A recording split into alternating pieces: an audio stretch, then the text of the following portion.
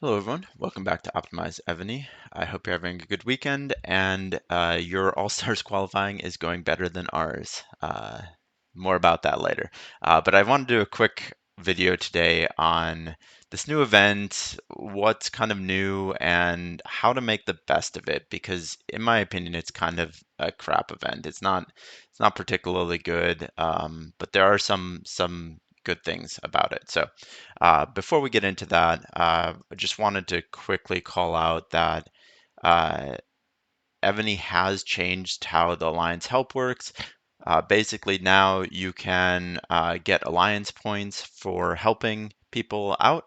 And there's also a new or actually, I don't think it's a new one, but I think there's always been this Alliance monthly card, but now it comes with auto help, which seems to just essentially just automatically click help all the time. Uh, Evony just seems to be automating more and more of the game that, is the tedious part and then making you pay for it.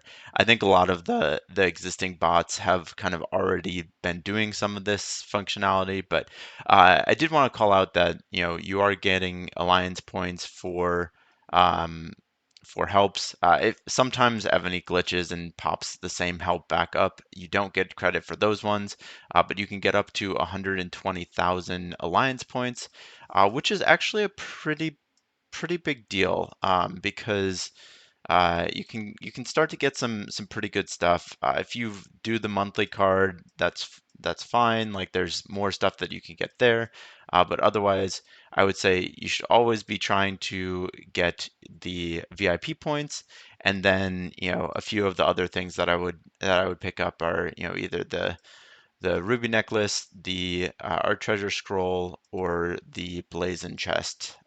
I kind of prioritize maybe the scroll and the ruby necklace, and definitely wait until you get the 20% minus. Otherwise, you're going to be overpaying for it.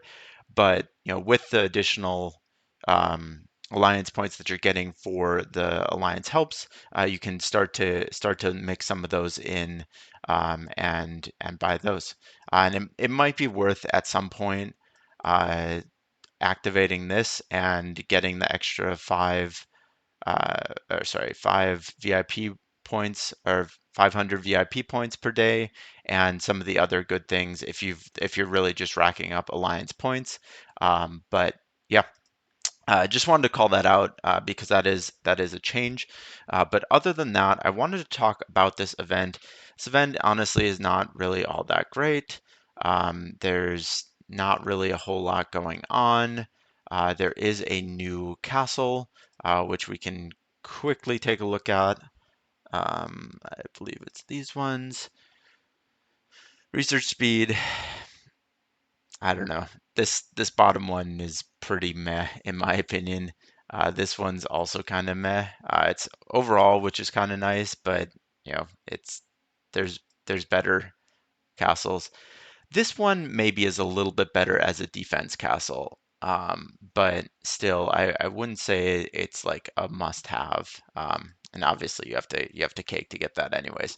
But yeah, I wanted to talk about if you're looking to spend this event, where some of the good places to spend are. Obviously, if you're a free to play player, like this doesn't really apply to you. But when I'm looking at places to spend, really what you have to look at is what you're getting that you can't get through grinding or things like that.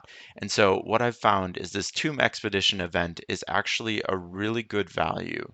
Um, One, you should always be getting all of the expedition lanterns every day that you can. Even if you're free to play, you can get all of these, which is a total of 10, 20, 30 per day, which allows you to get at least some of this stuff for free. Obviously, here you can get a really good item, but to get this, you have to completely finish the event. So like go all the way through level 5, and then that unlocks. Um, but what is really good about this event is one, there's some good stuff here, like particularly the golden twigs and merit jades, some of the military tactics.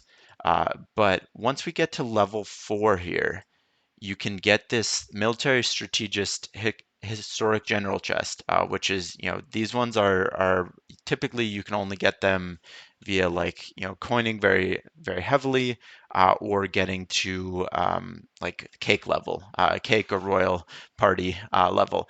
And so this is actually a pretty good value because to get to here, level 4, and hopefully unlock this, like you're probably spending, it is a luck thing, right? So the way that this event works is you move to the next level once you've hit all of these limited rewards, and it's guaranteed within 10 expeditions. So the most that you'll do is 10 times all of these numbers, but typically it's much faster than that. And so um, what I've found is that you can typically get to this level with like 200, $300 with the triple down pack. Um, and then if you're looking to coin big, uh, this this officer equipment scroll is a pretty good deal. Obviously, again, you have to get all the way through to level 5, and obviously these ones ramp up quite a lot.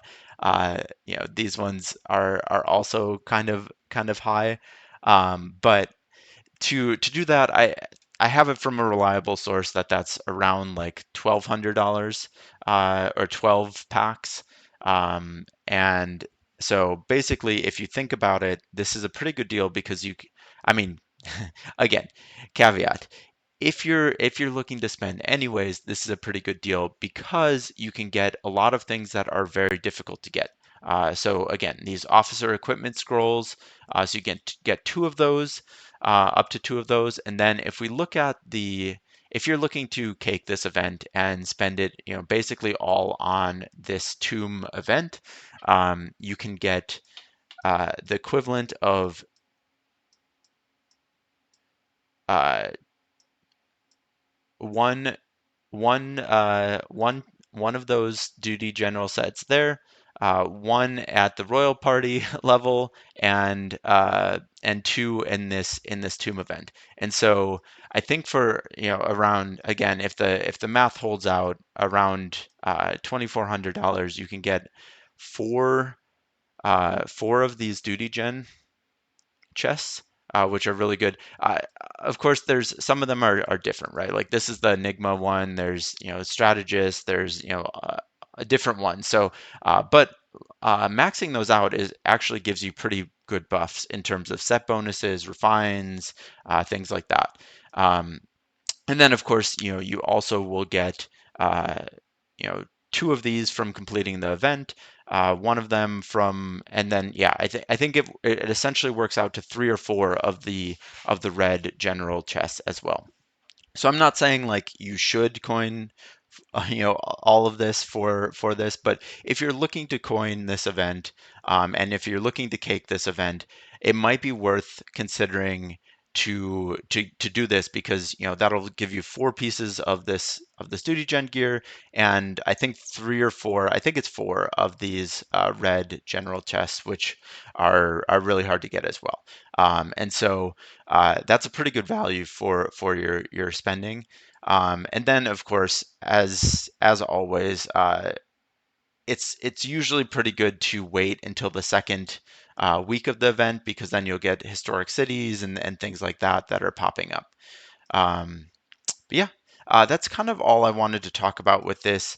There's new ground general, but yeah, uh, he's an attacking general, so he's a little bit lower in my book because I use my ground general, honestly, more for defending than or reinforcing than attacking. So I'm kind of waiting for a really good all-around general.